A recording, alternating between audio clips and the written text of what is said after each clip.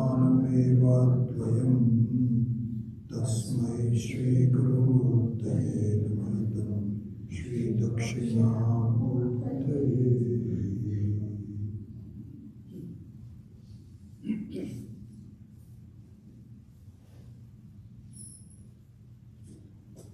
So we were talking about this shloka, this mantra actually, not shloka, it's a mantra.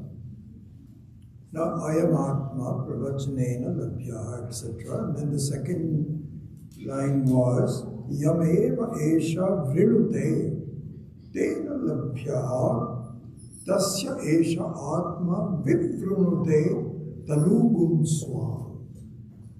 So let me explain the meaning of the second line and then talk a little bit about that as part of mumukshutva. So it says, okay, the first line was, don't think by listening and talking and teaching and so on, you are able to see your own Atma as clearly as you should. It's not going to happen. And the reason for that is that deep down below, you're not convinced. You're not convinced. You are still outward bound. You know, what is it called? Paran chikhani vyatranat swayambhu tasmat paran pashyatin antaratma kaschit dhira. This is mumukshutva. You're not really convinced. Swami Akhandananda gives this beautiful example. He says, suppose you are married and this is what happens in Indian marriages, arranged marriages. You don't know your spouse and you don't really know them, you don't understand them. You may have some surface idea of who they are, but the real love yet has not happened. Okay? And so what you happen is you have friends, you have cousins that you've been going out with, so you continue to do that. But you have not yet understood the beauty and the value of your own spouse. So this is an important thing. In fact, Swami Akhandananda, sometimes he can use some very salty language. It's like, from the standpoint of a man, he was talking about, that you may want to have intimacy with other people, not with your own wife. It's something like that. And this is a very beautiful thing. This is all given in this here. He says, Tasya esha atma vivrunute talugum swam. He says, please understand this. Isvara is not going to open up to you. Vivrunute means to open. Vrinute, the word vrin comes from vara. You know, like for example, Swayamvara, Sita and Rama. So the Swayamvara means to choose. So if you choose the Atma, if you choose Isvara, then alone it will open up. Otherwise it's not. So this is our choice. You can knock around all the different things. I see this every day. People would say, you know, I'm busy doing this and I'm busy doing that, which is understandable. This is what our life is and so on. Choose. This is mumukshutva. If you say, well, it's okay, I think I'm okay the way I'm doing it, fine, that's okay. But don't say that, how is it that I don't understand? You can't have it both ways. You choose, and this choice is very quiet and internal.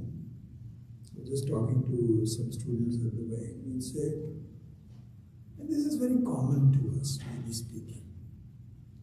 This can be a discussion point and so on. How do you live your life when you have actually made commitments like marriage and children and friends and all of that? All of a sudden now you have withdrawn from it. We don't have the luxury of being a Swami. Okay, so there they have already abandoned their previous identity. They've taken a new one. They don't have to respond if their brothers call. They do, but they don't have to. That's a different matter. But for you and I, for us to really achieve what we want to do, which is the same thing as the Swamis, how do we relate? How do you live your life in terms of relating to the others? Because they have expectations. You set that expectation. How do you do that? So there it is said, we can talk more about this later, is that internally you have to know what your choice is. This is important. And if you're not convinced about it, that's okay too. That means that you're not ready. But suppose you make a decision that I really want this. You want to be free before this body gives up. You don't want to go and take another life. This is it. Internally you make the decision. Now how do you live your life with the others? This is the question. So there the instructions given are that your nitya naimittika karma should continue. So there are 4 types of karma, as you know: nitya, naimittika, kamya, and nishiddha. These are the 4. You can look karma in different ways, but these are 4 ways of looking at it. So nitya means one should be done every day. Naimittika means once in a while when it is needed. Like, for example, supposing your friend is in a hospital. This is called naimittika karma. Okay, that happens once in a while. You better go visit that friend. Not visiting the friend is not good. So nitya karma you should continue. Nitya karma means every day you're working with the family and so on and so forth. Nitya karma, naimittika karma. Okay? Nishiddha karma means that these are not good actions. Not speaking the truth, cheating and so on. That should be given up. What should be given up after nitya naimittika is called what is called kamya karma. So kamya karma means they are not necessary, but you just do it because you've been doing it for a long time. I'll give you my own personal example. When I was younger, I was a good sports person. I was a champion of ping pong in my college. Cricket, I was the captain of my cricket team in Bihar. I played tennis. I was really into sports, much before I got introduced to Swamiji. And then later on also, I continued watching sports as much as possible, very much into 49ers. And this is all my love. I used to spend a lot of time. I made a decision not to do that much. Okay. Now comes the important thing. What about your family? What about your friends? They still expect you. You cannot turn completely off. So this is what I was talking to Ashish very briefly and I'll expand on that. what should be done is the following. Anything that is necessary, you have to complete it. If your children have a birthday or a party and you don't show up, no, this is not part of Vedanta. You must go. If your friend is in the hospital, naimittika karma, I don't care what Swami you have, you better go. Okay? Whether you feel like nitya naimittika karma, nishita karma is gone. All that is gone long time ago. Kamya karma should be given up. Okay, I was talking to Ashish about this. I said, suppose your wife says, let's go to this, some kind of an event or so on and so forth. So you say, no, I don't have the time I have to study and so on and so forth. Okay, you're welcome to do that. But she's going to ask you, you're watching the 49ers. 3 hours. Do you really need to do that? Please give that up first. Anything, this is called Kamya Karma. Watching the 49ers is Kamya Karma. Okay? Now, if you ask me in my life, what's happening? Slowly, it's going away. Quite fast, actually. It's very funny because my younger son, he's getting his 2 young kids, 4 and 2-year-old, very much into the Giants games. And she now, this 4-year-old, she knows all the Giants players. Amazing. 2-year-old also. And so on. And so my son also expects me that, please come. Let's go. And I have to make excuses to him.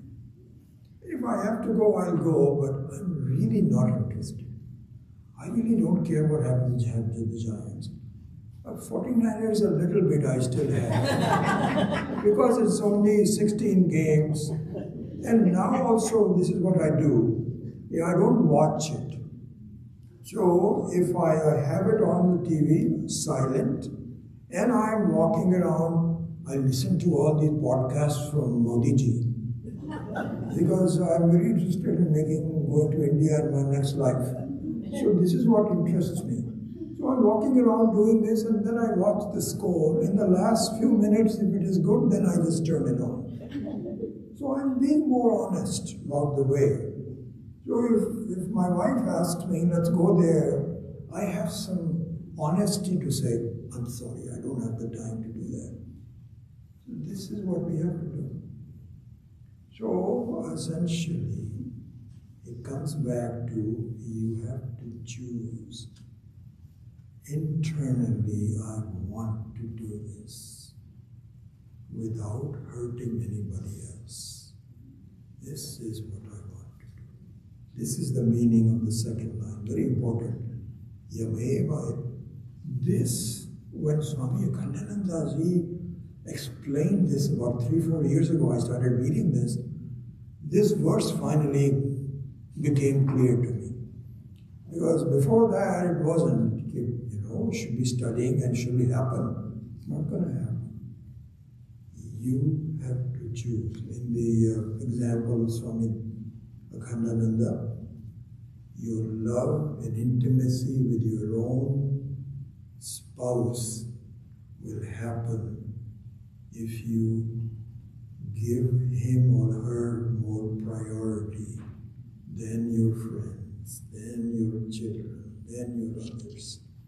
Then Isvara says, okay. Otherwise, I'm telling you, these are the words of Swami Akhandananda, who has achieved it. He's one of the very rare people. Amazing. He says it's not going to happen until you are very sincere. Then this verse really became very clear to me. This is called mukshatra. This is what we need to have. Until that, you can pretend, oh, I'm very serious. I'm studying a lot. I've studied Gita 2 times, 3 times. Nothing is going to happen. Not nothing. Something will happen, but not enough. Okay, let's go ahead. So, I would say to retain some key things that you will have from this retreat, two things. If you're serious, change the direction of your thinking from idam to aham. This is where Isvara is lurking. He cannot be in idam, so that one should be given up. But it is lurking in the aham, number one. Secondly, learn how to identify the diamond that Isvara is. Learn. It's a question of learning to identify. Otherwise, all these things look like paperweights. You don't know which one is the diamond. And so if you are in Surat and you want to become a diamond merchant, you need to get trained. This is what it is. How do I do that? This is what we have to learn. Okay.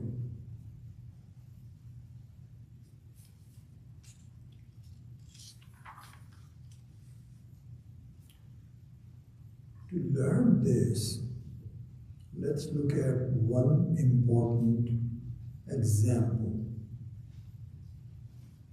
Okay. The example is not the example. Let's talk about a concept first and then the example. And the concept is again the same as I did before. You will identify Isvara and you will identify, the real self, which is the two being the same. If you recognize the unchanging nature of yourself.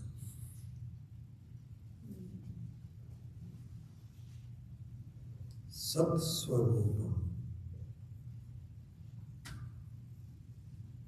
You know, it's just like teaching somebody to distinguish between a paperweight and a diamond. How do I distinguish a paperweight which looks like a diamond and a real diamond? How? So they're taught, this is what you have to look and so on. In our case, the way to understand the self and the Isvara, which is exactly what we are all trying to do. You may not understand it, you may not talk about it, but this is what we are doing. To be happy all the time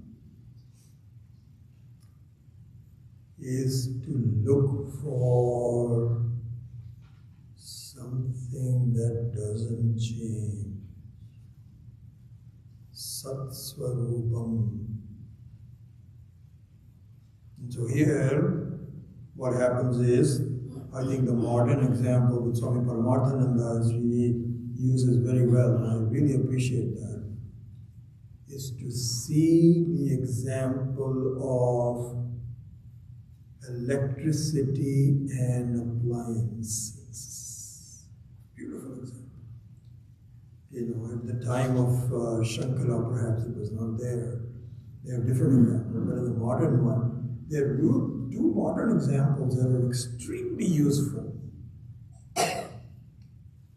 One is the example of, there are a couple of things. So one of them is the electricity and the appliances. And the other one is a movie experience. Beautiful. We'll look into both of them. So now let us look at the first one, which is electricity and appliances. So it's very funny. What happens is, And by the way, I'm just giving you the basics, and we will now start to apply that more subtly as in the next few classes. By the end of tomorrow, you'll have a little better idea, because we will, but I'm just giving you the introduction now. So in the example of the electricity and appliances, what happens is, there is something that doesn't change. So in that example, even electricity can change, so you have to look at the example in that manner. In our case, there is something which does not change absolutely. So we'll come to that later, but from the standpoint of the example, the electricity does not change. But the reflection of the electricity can change. In the case of the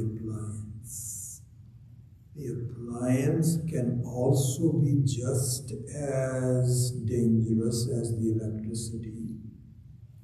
It can just be as not beautiful, very powerful as the electricity. It can be. But it's changing, because it is not the real one. It is a reflection. So in reflection, there are two very important words that we will do. One is called abhasa and one is called pratibimba. And both the words are used very much, and they all refer to the same thing. We will talk about that.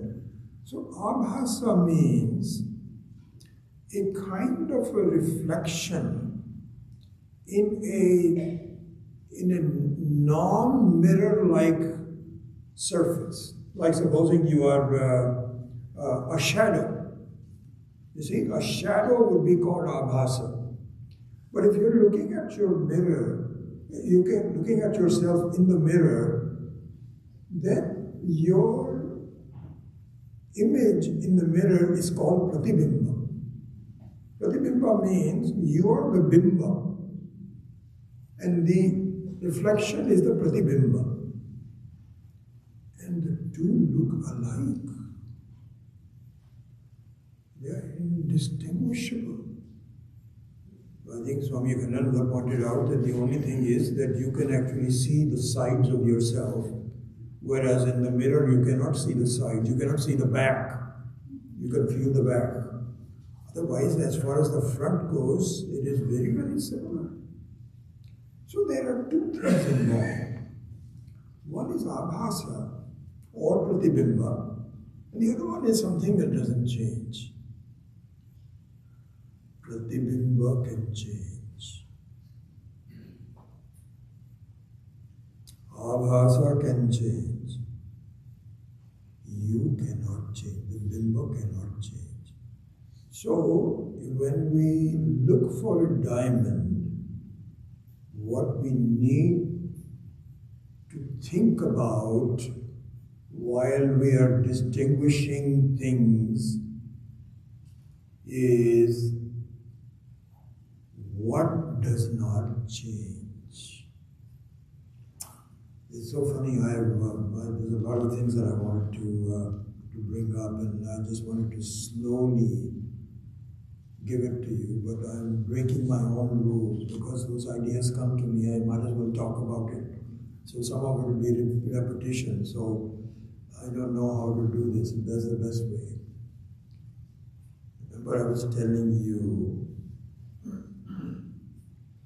about the viveka starting from very obvious to something which is subtle and difficult to distinguish. My wife is in this business where she is an expert in colors. And very often times I will tell her, I don't see the difference between, she says, there is a lot of difference. Why? Because she's in the business, she's an interior designer, where small shades of color are very important to the client. What I think of is like a pink or pinkish or so not different. They are completely much more subtle. So I was planning to do that, but I've abandoned mine. I might as well give you the final answer, which is the most difficult viveka. You better do that viveka. The most difficult viveka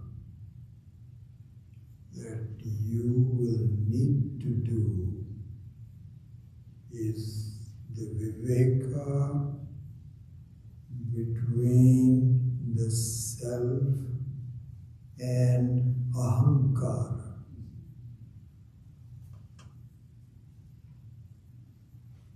Since I brought it up, I'll better explain that a little bit, although I haven't really, it's going to take me a while to build it up. This word ahankara is a very important one. And it is not understood properly. Ahankara somehow means ego. You know, what does he think he is? Who does he think he is? In Hindi we will say, अपने आप को क्या समझता है? कितना अहंकार है इसमें? This is how we use the word ahankara. This is not the usage of this. This is a very important thing. And we will develop this whole thing in more detail and more technical means. Ahankara in Vedanta, and also, by the way, again, the same thing. There is an undergraduate Vedanta and a graduate Vedanta. Sometimes the undergraduate Vedanta, I'll give you more examples of this as we go along. It doesn't tell you the real stuff. You know why? Because they don't think you're quite ready for it. It's like you cannot teach quantum physics in high school. I guess they do now, I don't know. Maybe the high schools have become, I have no idea where. But at a certain stage, but you know what I mean. Because you're not ready for it. Why use all these kinds of words and so on? And one time, I'm boasting again, because when I was a student at Berkeley, my professor, I think I've talked about this, some of you know this already. So my advisor, Dr. Wattenberg, said, hey, I have a project, you want to do this? So I said, sure. He says, it's going to delay your graduation, master's degree. There's a master's degree by a quarter, maybe a semester. I said, okay, let me see. He says, Dr. Donald Glaser, who is the Nobel Prize winner of physics, has a project. And he wants some help from the electrical department. It's a pattern recognition project. So I said, I'll try it. I'll do it. So he says, okay, I'll introduce you to Dr. Donald Glaser.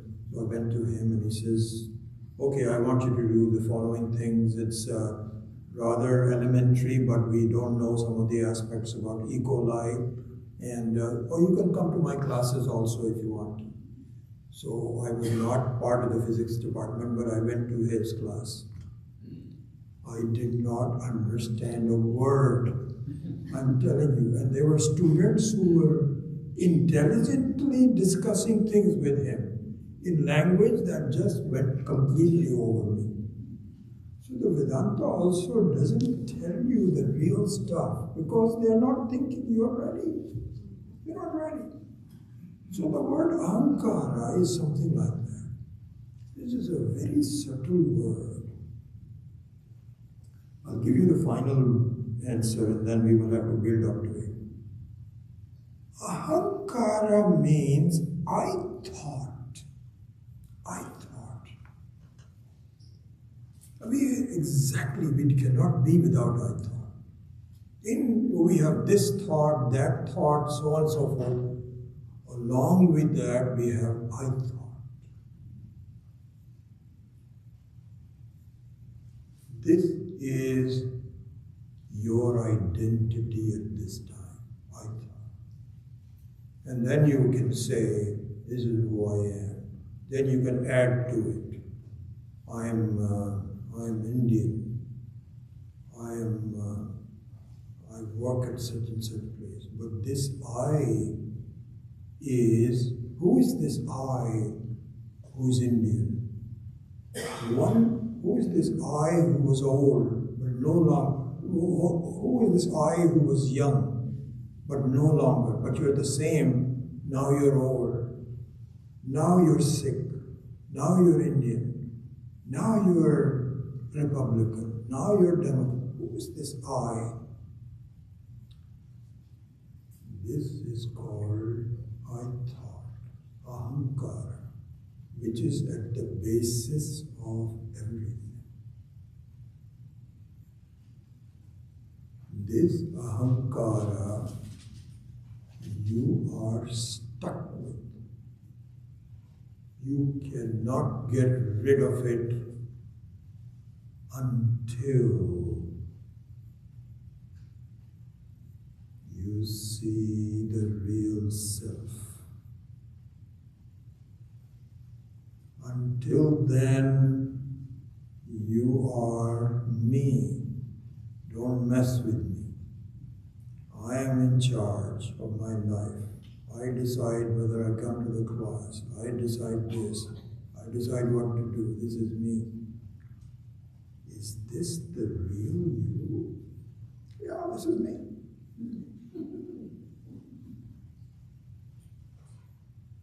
This is what Ramana Maharshi says. Who am I? This inquiry. Oh, what do you mean? I know who I am. This is what happens sometimes. You go, supposing you tell somebody, hey, where did you go? I went to this class by Vijay Kapoor, there was this retreat going on, and so I went there. Oh, really? What was it about? It was about to show me who I am. What will they do? What will they think of you? They'll say, I think you have some problems. Somebody who I have never heard of. And have you ever heard of him before? No, I have never. He's telling you who you are. Now think about it. Are you crazy or what? So that's the thing. I am is very sure. We are stuck with it and so on. Is this the real I? No. You know why? It is a reflection that looks like me. It is an abhasa. And it is very difficult to distinguish. This is not easy. Out of all the vivekas that you do, avastatraya viveka and this viveka and so on, this is the difficult viveka. I was going to talk about this tomorrow, but I think we are done now. We don't have to come tomorrow. You can take the second day off. Go watch the 49ers. Actually, 49ers are playing tomorrow. Yeah. Is it 10 o'clock or is it 1 o'clock? 10. 1:30? Good. We'll finish everything before then. So, this is going to be a very interesting thing. Because our idea of who I am is a thought. So this is a very important meaning of the word ahankara. The meaning of the word ahankara is aham karoti iti ahankara. One that makes you feel this is who I am. Is not the real I. The ahankara is based on the real I. but the real I is still to be explored. And so really speaking, this is the most difficult viveka. And you don't want to give it up because you're very comfortable. You have a certain identity. No matter what you do, and classes come and classes go, but you are there. You can ask, you can come and teach me and so on and so forth, but you're not there in my life. I am not in my life. This is me. So you're stuck to it.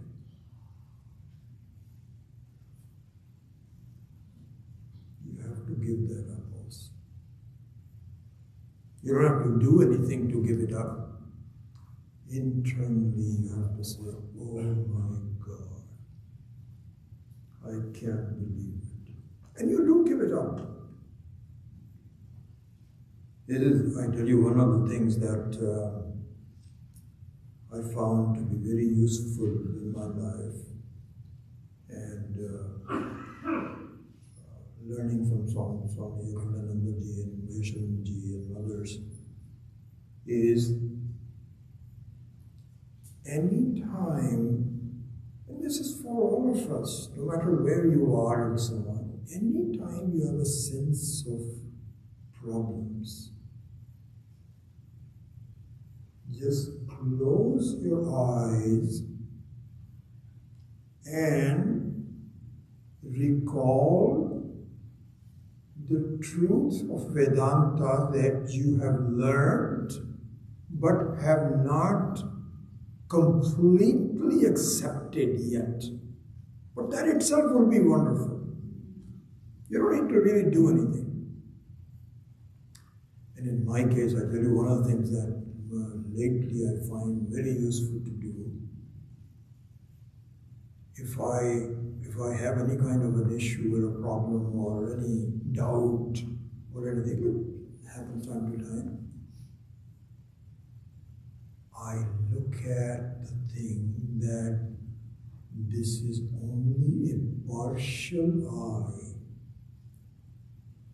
This is not the dream I, and this is not the sleeping I. Why are you getting so upset about something that is only partial you? Don't you see that you are partial you? So I'll complete that thought that Swami Maheshananji had. I think I had in my mind, but I didn't complete it. He said, Isvara wants you to be happy more than you do. This was a thought that I had started, but I didn't finish it. How? He has provided you with some very clear hints for you to get out of this mess in life. Very clear hints. Grab those hints. It's like, and I think that was a real example Swami Vaishnavanji had used. It's like you've fallen into a well, a deep well. You're in the, imagine, the worst thing one can do is to fall into a well and there's nobody, you say, help, help. And you're struggling, you don't know how to swim or so on and so forth. Finally, somebody drops you a rope and says, okay, climb this up. The one who has made a rope is also providing you with the rope. So Isvara is more anxious than you. Say, here are the hints. Take those hints. You will reach me. This is what Isvara says. But I don't grab the ropes. One of the ropes that I have really started to grab more and more. There are lots of ropes being shown to me, but one that I grab very often is as soon as I have any kind of an identity issue, why am I doing this, what's happening, this, that, or the other, I close my eyes and say, this is just partial me, that's not the real me. If I go to the dream, I have a different me. We'll talk more about this, about who is this waking me? How did I become a waking me? This is a very, I think, probably the most important thing in advanced Vedanta that I will talk about. How did I become this waking me? This is very interesting. But anyway, I just want to tell you, you can short circuit your problems immediately if you accept the hint of Isvara. This is also a very interesting thing to see. You know, there are lots of schools of thought. Lots of schools of thought. There is Buddhism, there is Jainism, there is Islam, there is Christianity, there is even amongst the Hindu people even believing on Vedas, they have Shaivites, they have Vaishnavas. There's lots of different ways people look at things, what is the reality and so on and so forth. I was going to talk about that, but I'm going to bring this up at this moment. And none of them, you know what, I think I'm going to interrupt myself and wait until we have a better sequence. I will, please forgive me, I will complete this thought a little bit later. Let me see. Okay, I might as well introduce it.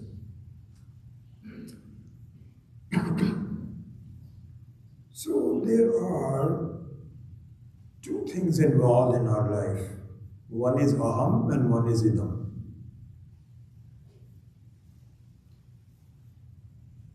So the idam is drishya, what is seen, what is experienced. And aham is the drik, who is the seer, the experiencer, and the experienced, right? These are the two things. So one is conscious, Chaitanya Swarupa, this is me. I am awareful. And what I am aware of is not Chaitanya, it is Jada, it is really inert, this is inert. And you have a copy of Chaitanya in among other people, but those are also, in fact, even the body, mind, and others are also Jada, really, because they are like appliances, right? So the rule doesn't violate that there's only one drik and lots of drishya, right? So one is Chaitanya, the other one is Jada. So we have these two things. Now, what do the various schools of thought think about this? Let's go through a very quick one. The scientists, the so-called scientists, in Vedanta we call them neo-scientists. They are not real scientists. They think they are scientists, but and also, by the way, Marxists and communists, amazing how we can connect those two, feel that the world consists of inert things. And out of the inert things comes awareness. Awareness comes later. Inertness came first. And how the inert evolved into consciousness, scientists are still figuring out how to do this. What is consciousness? How does it come about? Artificial intelligence, this, that, or the other. And the Marxists also say the same thing. Communists and Marxists, which is a big problem in the whole world, all of China, all of India, and so on. There's no Isvara, forget about this, so on and so forth. It's all about politics and how just, let's all divide the money up. Anyway, I won't go into all of that. But the main thing is Jada first, Chaitanya second. Then we have the religious people. So Hindus, Muslims, and so on, they all feel no, Ishvara is the first one, and he created the world. He created the world. That's reminded to a very interesting discussion the Swami Dayananda once had. So, it's very early on Swami.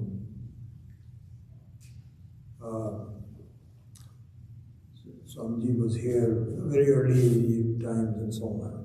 So when he was talking, he would be normally confronted by Christian people who would object to what he's saying. So they would come up and so on and so forth. So one time he says, "Can I see you in the office because I have some real questions?" And so Swamiji said, yeah, please come. So he came and he said, Christ is the one that really created the whole thing. He's the Son of God and so on. Swamiji said, Christ is only 2,000 years old.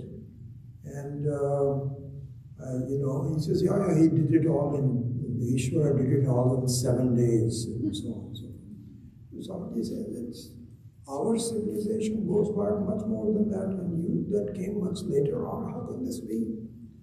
He says, Swami, you do not understand. God can do anything. He can pretend there was no, but then he can immediately come up. Don't you see that? He is infinite in his power. Swamiji says, I have no answer to that. You're right. Absolutely. So he said, okay, let's not have any discussion. You go your way, I'll go my way. So it means that it's all powerful, you can do that. But still you have some kind of a system. So the religious feel that Chaitanya comes first and Jada came later. Then comes Buddhists. Buddhists say there is no Chaitanya, no Jada, it is all a figment of the imagination, it is nothing there at all. Finally comes Vedanta. This is the genesis of what we are going to talk about. Vedanta says there are always two things at all times. One is Chaitanya, one is Jada. It never began, they were always there. And the Jada can dissolve at one point, only Chaitanya will be left. But at this point, there are two apparent things. One is Bimba and one is Pratibimba. And your Ahankara is not Bimba, it is Pratibimba. It is a reflection of yourself. And that changes, but the Bimba doesn't change. This is the premise that we will be talking about as we go forward. I think we're already late, so we will terminate this class. And so I think we're going to have lunch. Yes. And then question answers. You're welcome to stay for the question answers. We stay for lunch. But after that, it's up to you whether you want to participate. And tomorrow, we will meet again. So, quick announcement, you want to make it?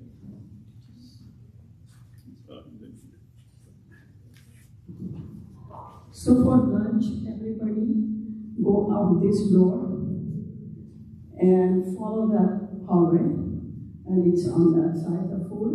And then you can bring it inside this way. So it's a shorter way with the food. but we want to just go out this door. All right? Thank you. And then please drop off your badges while leaving, and then enjoy your lunch, and then stay for some question and answers, and then Guruji will be here, so you can do that after lunch. Maybe at 1 o'clock you can do this also. Anytime, and quickly, you have to be already done. 1 o'clock is good. Yeah, 45 minutes for lunch, and then we'll do the 1 o'clock also. I know, because we have a lot of things to do. Okay, this lunch is, you guys will be sleepy after you do lunch. We have like a huge menu going on. So take 1 hour for lunch, after that we'll do this also. Thank you. About 150. That will give us a little bit longer.